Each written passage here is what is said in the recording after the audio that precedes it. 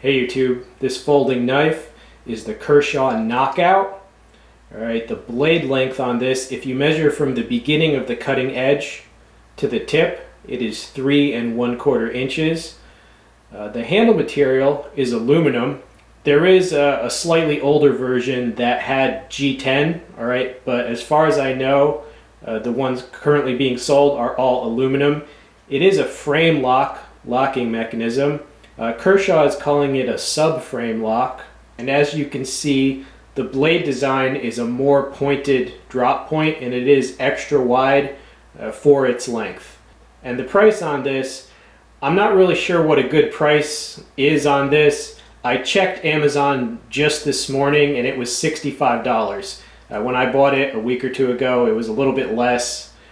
For the longest time, this was only available from Cabela's, and Cabela's was sold out. Just realized maybe 2-3 weeks ago, it finally became available in other places. So what the final price will be, who knows? Alright, and here's a closer look at the knife itself, first in the closed position. This is the pocket clip. It's a black coated pocket clip. It comes set up for right side carry, tip up. It is a 4-position pocket clip, so that's nice. Now on the aluminum handles, you see the texture here, the raised line pattern there. Right now you see it does have two dual thumb studs terraced. See that there. The opening mechanism is an index flipper. Now the opening, it comes out very fast. The assisted opening on this is stronger than on the cheaper Kershaws that I've handled, which had assisted opening. So, you know, if you're going to have that, it should be strong like that. All right, and this is the Lockbar side. And you see that cutout right there? That's where this knife gets its name. The Knockout, they say they knocked out, you know, that portion there. Pivot screw there. See the stop pin there. All right, the lockup, which you can see right there.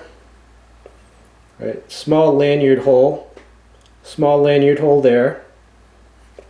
All right, semi-open construction. See the spacer there. It is a very slim knife. Now this knife is made in the USA. Very good. And you can see it has a nice stonewash finish. Now the blade design is excellent. It is a more pointed drop point, as I said, extra wide for its length. That design gives you a much fuller belly, and it also gives you more grind area to work with. Right, so for a small knife, you know, it has a lot of cutting power. Definitely, I think it's a winning design. And you see the swedge up there for lightness, and also just looks better. Now let's talk about the steel. This is 14C28N. That is Sandvik steel. That is Swedish stainless steel. And again, I like that a lot. You know, the cheaper Kershaws lately have been using Chinese stainless. I much prefer this steel, the Swedish stainless, to the cheaper Chinese stainless. I've rarely, if ever, heard anyone say much bad about Sandvik steel. It's sharp, it gets sharp, it's easy to resharpen. So I'm definitely glad that they went more old school. You know, Kershaw used to use the Sandvik a lot more. All right, so I'm glad they went back to that for this. You know, it was about twice the price of their cheaper Chinese models. They have about 10 in their budget line. And you know, those have their place, but this is just altogether a superior knife to, you know, the Tremor, the Scamp, those knives. And here is a size comparison between the Knockout and two Spydercos and a Kershaw. All right, to the very right is the Kershaw Blur. That's the S30V Blur. And as you can see, they're of roughly comparable size, especially length. They're almost the same overall length. But as you can see, the Knockout obviously has no recurve. It has a higher grind, and it is also wider. It offers you a little more belly, and it is a little more pointed as well. Now to the left of the Knockout, is the Manix 2 Sprint Run. And as you can see, again, they're very similar in overall length and in general in size. They start out almost equally wide, but as you can see, the Manix 2 gets a lot more pointed, so it has a less full belly. Okay, they're both great knives. Right, and all the way to the left is the Spyderco Tenacious. As you can see, the Knockout is slightly longer than the Tenacious, and it is also slightly wider. All right, so hopefully that gives you a good idea of the size range we're talking about.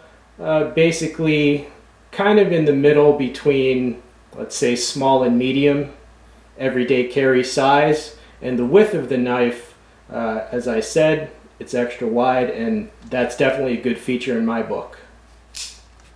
Initial sharpness test right out of the box.